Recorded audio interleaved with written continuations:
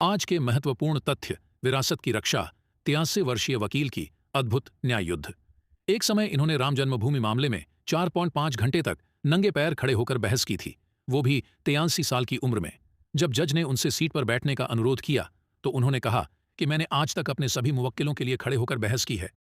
आज राम स्वयं मेरे मुवक्किल हैं, मैं कैसे बैठकर बहस कर सकता हूं? उन्होंने जूते भी नहीं पहने थे। ये हीरो नहीं, भारत रत्न है। कुएं में लोमड़ी को बचाने के लिए बच्चा जान पर खेल गया और लोमड़ी को कमर में बांधकर ऊपर लाया। परिंदों को नहीं दी जाती तालीम, उड़ानों की वो खुद ही तय करते हैं। मंजिल आसमानों की रखता है जो हौसला, आसमान को छूने का उसको नहीं होती परवाह, गिर जाने की। पाखंड की भी सीमा होती है, यहां तक कि एक अंधा व्यक्ति भी इसे आसानी से बता सकता है। मौजूदा मस्जिद के नीचे बहुत बाद में एक मंदिर बनाया गया है। शुरुआत में मस्जिद हवा में तैर रही थी, जो अल्लाह का करिश्मा था, लेकिन बहुत बाद में हिंदू आए और मस्जिद के नीचे खाली जगह पर मंदिर बना दिया। अब हिंदू दावा कर रहे हैं कि यह उनका मंदिर है जो पहले आया था। गोवा के अद्वितीय धरोहर तांबड़ी सुरला भारतीय कला का जीवंत प्रतीक। गोवा का सबसे पुराना हिंदू मंदिर जो पुर्तगालियों शासक से बचा हुआ था क्योंकि यह घने जंगल में छिपा हुआ था।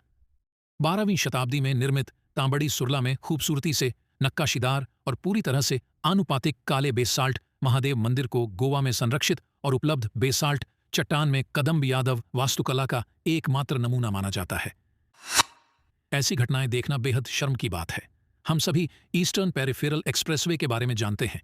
यह 135 किलोमीटर लंबा एक्सप्रेसवे है जिसका उद्घाटन खुद पीएम मोदी ने किया था। आम जनता के लिए इससे शुरू हुए 2 हफ्ते ही हुए और 75 लाख रुपए का लोहा चोरी हो चुका था, और बाढ़, स्ट्रीट लाइटें और यहां तक कि फव्वारे भी चोरी हो गए हैं। यह दिखलाता है कि हम हिंदुस्तानी प्रगति या विकास के लायक ही नहीं हैं। आचार्य ब्रह्मभट्ट सोमनाथ के मंदिर की रक्षा का प्रेरणादायक किस्सा। सोमनाथ मंदिर के विध्वंस के समय आचार्य ब्रह्मभट्ट ने राजा से कहा कि राजा विष्णु का अवतार होता है, और उन्होंने ज्योतिर्लिंग की ज्योति राजा के शरीर में प्रत्यारोपित की। उन्होंने राजा को वहां से प्रस्थान करने को कहा। जब गजनी ने मंदिर में प्रवेश किया तो आचार्य ने उसे कहा कि यह अपना गुर्ज मारे। आचार्य की झांत था कि गुर्ज को मारा तो महादेव का रक्त स्नान के अभिषेक द्वारा विसर्जन हो जाएगा, और एक बार विसर्जन होने के बाद कोई भी मूर्ति या पत्थर जिसमें प्राण प्रतिष्ठा की गई हो वो मिट्टी के समान हो जाता है। हमारे अहंकार चार्यों की राम भक्ति इनके आगे बौनी है।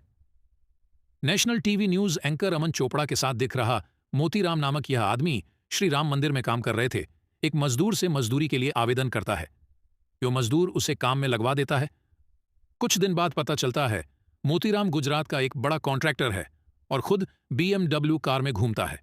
मोतीराम 3 महीने से अपने घर पत्नी बच्चे छोड़कर अयोध्या धाम मंदिर में सीमेंट और पत्थर बो रहा थे। सुब्रमण्यम स्वामी को प्रसिद्धि देने वाले बेहतरीन क्षण। क्या आपको याद है, कमल हासन ने कहा था, दक्षिण भारतीय भाषाओं की तुलना में हिंदी एक छोटे बच्चे की तरह है जो डायपर में है। कमल के इस अपमान के जवाब में स्वामी ने ट्वीट किया, राजनीति में कमल हासन क्या है?